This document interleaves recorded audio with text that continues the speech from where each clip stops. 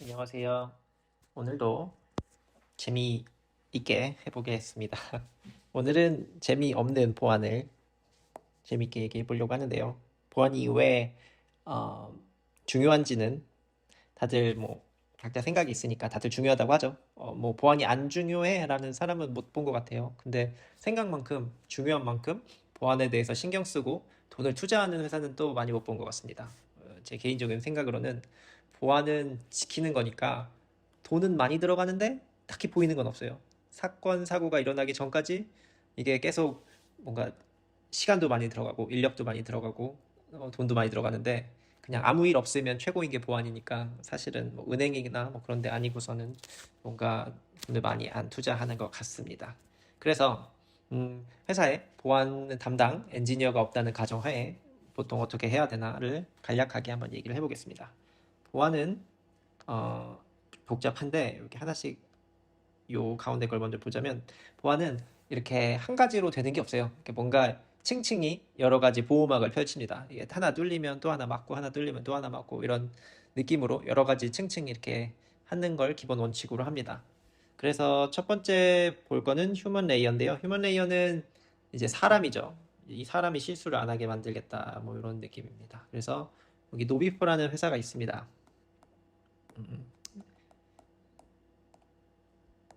Know before 먼저 알자. 그러니까 트레이닝 회사인데 뭘 트레이닝 해주냐면 사용자한테 가짜 이메일을 보냅니다. 당신 뭐 당첨됐어요 로또에. 아니면 이 아마존 기프트 카드예요. 아니면 뭐 전주에 주문하신 물건을 트래킹하세요. 이런 식의 그 피싱 이메일이죠. 가짜 이메일을 보내서 그 유저가 클릭을 하면 클릭을 하셨네요. 이거 가짜인데 이러시면 안 돼요. 이런 워닝 메시지도 주고 동영상 트레이닝도 해주고 뭐 그런 식의 서비스죠. 이게 다 이 랜섬웨어 같은 거를 막기 위해서 뭐 이렇게 되는 거죠. 사실 유저 트레이닝도 중요한데 그 더 중요한 건 제 생각엔 프로세스가 중요합니다. 무슨 얘기냐면 만약에 나랑 일하던 업체가 해킹을 당해서 그 업체 메일로 나한테 이메일이 온다. 이건 이제 알 수 있는 방법이 굉장히 없어요. 근데 이제 거기서 예를 들어서 우리 은행이 바뀌었는데 돈을 일로 보내주세요. 이런 식으로 나오면 이거는 이메일만 갖고는 이제 판별하기 힘듭니다. 그럴 때는 뭐 전화를 하는 프로세스나 아니면 직접 만나거나 기타 뭐 다른 프로세스를 도입해서 그런 걸 사전에 막아야 할 겁니다.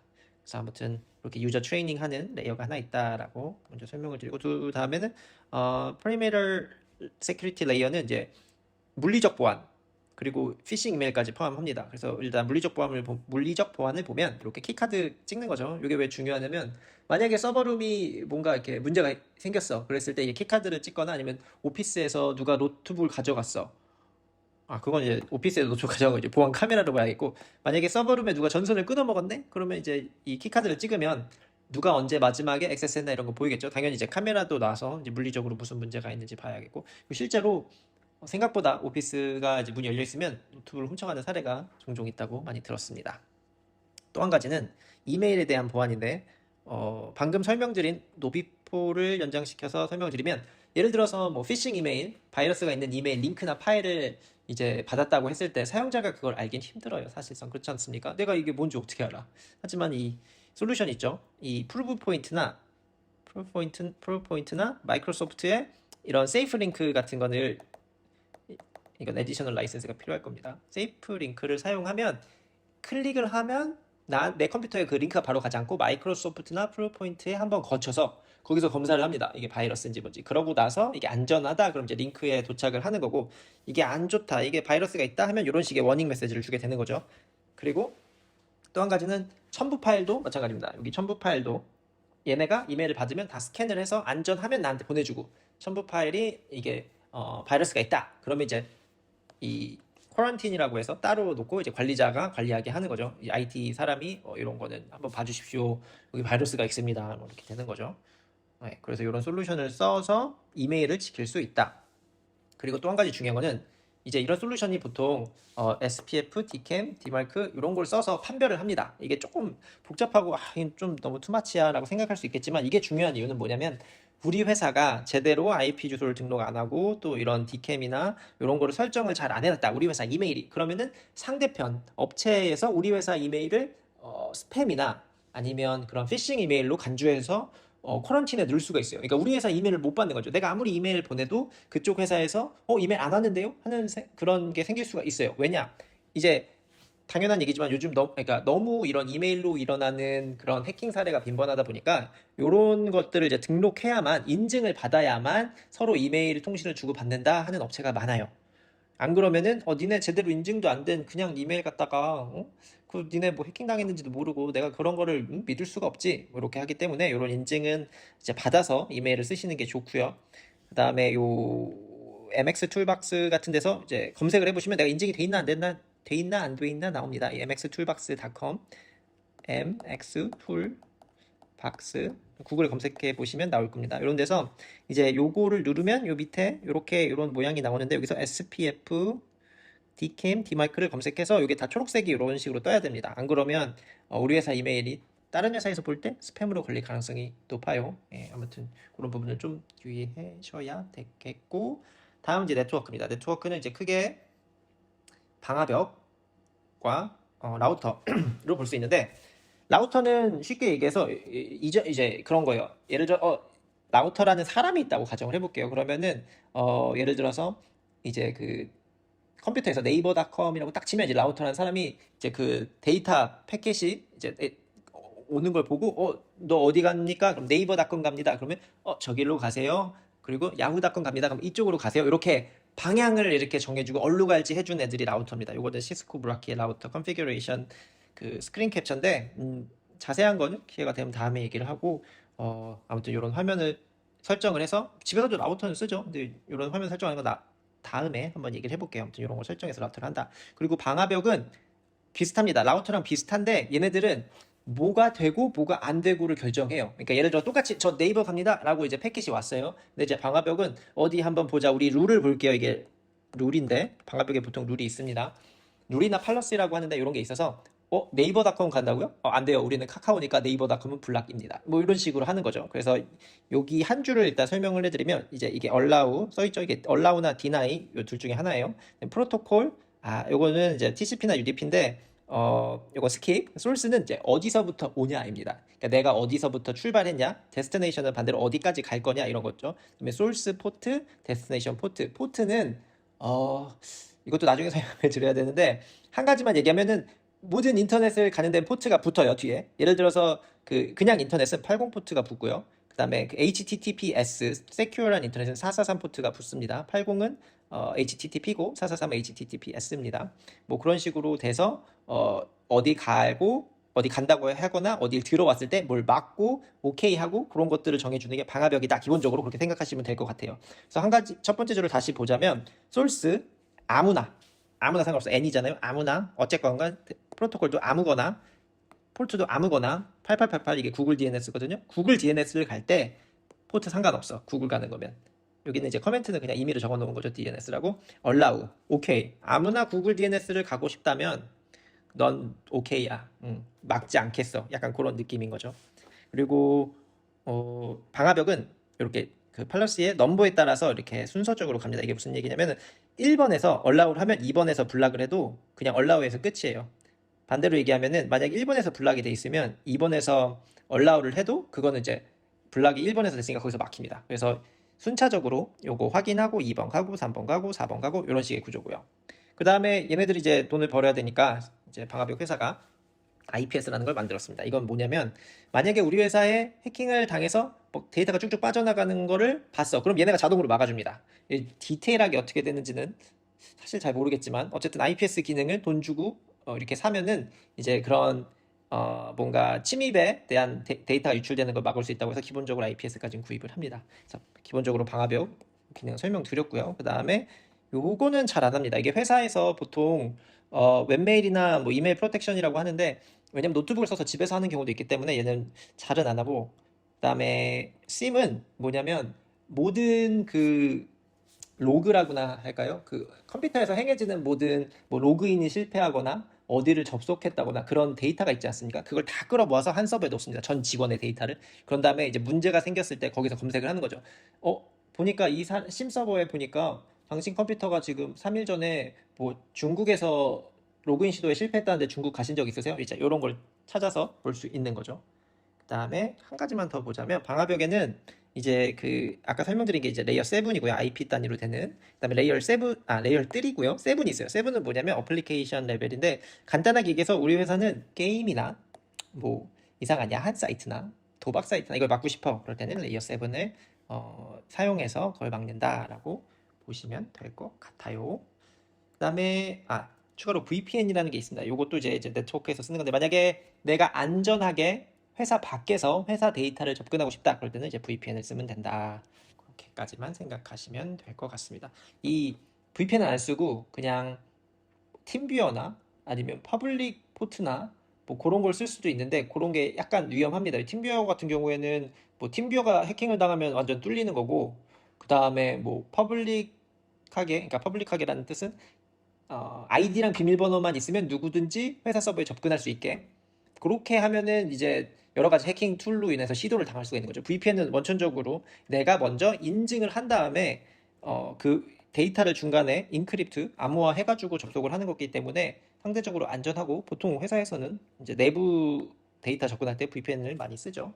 그걸 안 쓰는 회사는 거의 못 봤습니다. 네. 자, 네트워크 레이어 좀 빡셌는데 다음엔 엔드포인트로 한번 가볼까요?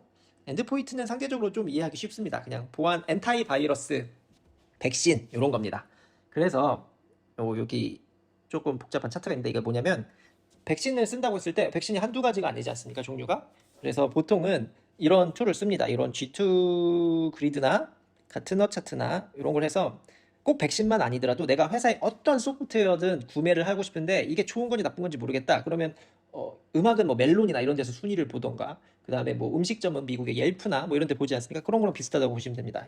이거는 이제 G2에서 조사한 자료인데 보시면 여기 마이크로소프트가 상당히 괜찮은 위치, 퍼포먼스도 좋고 마켓 프레젠스도 좋고 그래서 이 상단에 위치한 애들이 상대적으로 좋은 입지를 갖고 있는 그런 아이들은 아니고 제품이죠. 그렇죠?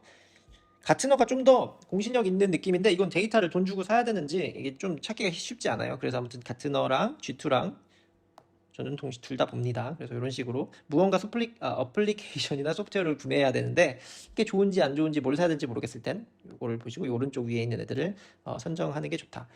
마이크로소프트는 윈도우즈죠. 그래서 사실 무료로 쓸 수 있습니다. 그래서 윈도우 10 PC에서 이렇게 설정을 하면은 내가 리얼타임 프로텍션을 온만 하면은 그걸 상대적으로 이거 굉장히 좋은 포지션 아닙니까? 이렇게 할 수 있습니다. 이렇게 해서 이걸 사용할 수 있죠. 사실 보안 프로그램 중에서, 그러니까 백신 프로그램 중에서 되게 중요한 기능 중에 하나가 아이솔레이션이라는 게 있습니다. 제가 그림은 넣지 않았는데 뭐냐면 얘가 바이러스가 걸렸다고 의심되면 걔를 그냥 인터넷에 블락시키는 겁니다. 왜냐면 걔가 바이러스가 걸렸으면 이렇게 퍼질 거잖아요. 그러니까 빨리 블락을 시켜야 피해를 최소화할 수 있으니까 그 기능이 꼭 필요하고 윈도우즈에서는 제가 그 기능을 못 봤어요. 그래서 뭐 그런 기능이 있는 게 만약에 구매하시면 아이솔레이션 기능이 있는지 보시는 걸 추천을 드립니다. 그리고 여기는 공짜 툴인데 바이러스 토럴은 여기서는 내가 의심가는 파일이 있어. 이게 바이러스인가? 긴가민가해. 그럼 여기 올려봅니다. 여기다 바이러스 토럴에. 이거는 무료 웹사이트예요. 여기서 올리면 얘네가 알려줘요. 이 20개, 30개의 바이러스 그 백신을 돌려봐서 이게 바이러스인지 아닌지 알려줍니다.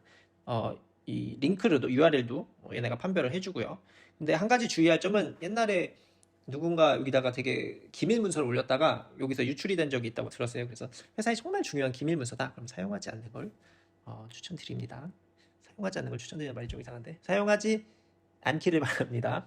그리고 이 시스코 엄브렐라라는 이런 솔루션도 있어요. 이게 DNS를 이렇게 보호해주는 건데 DNS가 뭐냐면 이 네이버닷컴 이런 걸 치면 얘가 IP 어드레스인데 숫자로 돼 있죠.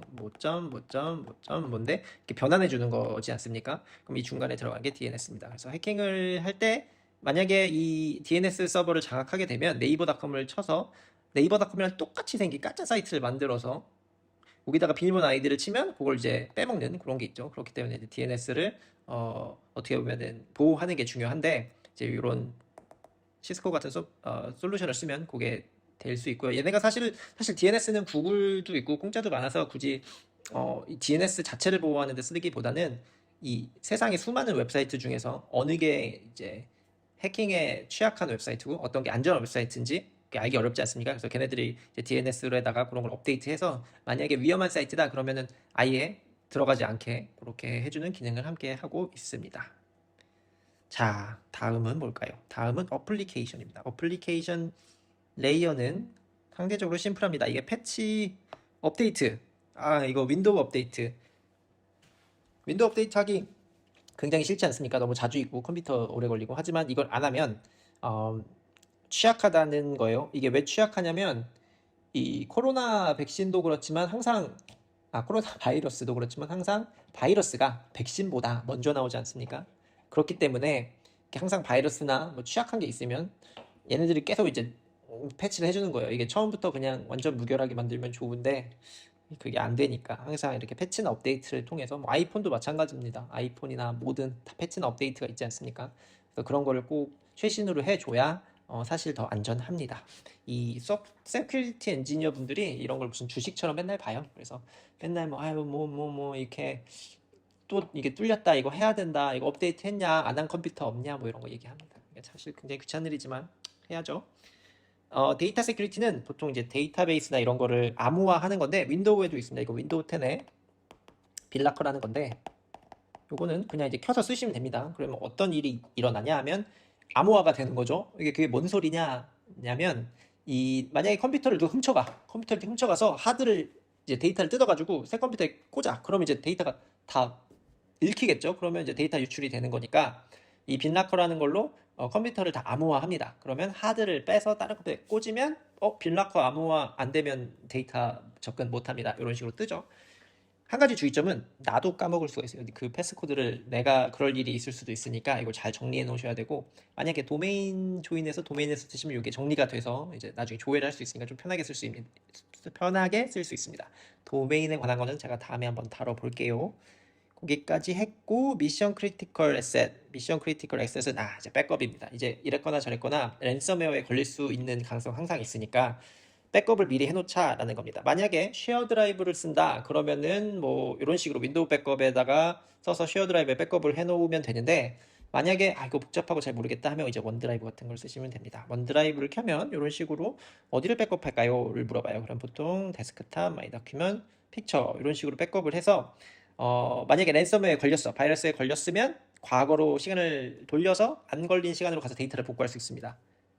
이렇게 보이시죠? 버전 히스토리 같은 걸 봐서 이제 세이브 할 때마다, 파일을 저장할 때마다 하나씩 따로따로 저장을 하는 겁니다. 당연히 용량은 하나 저장할 때보다 많이 차지하지만 그래도 이런 식으로 관리를 하면 바이러스가 걸리거나 혹은 내가 뭐 실수를 해서 뭐 파일을 뭔가를 지워도 이렇게 과거로 돌릴 수 있으니까 오피스 365, 원드라이브 이런 거를 쓰시는 게 사실은 편합니다.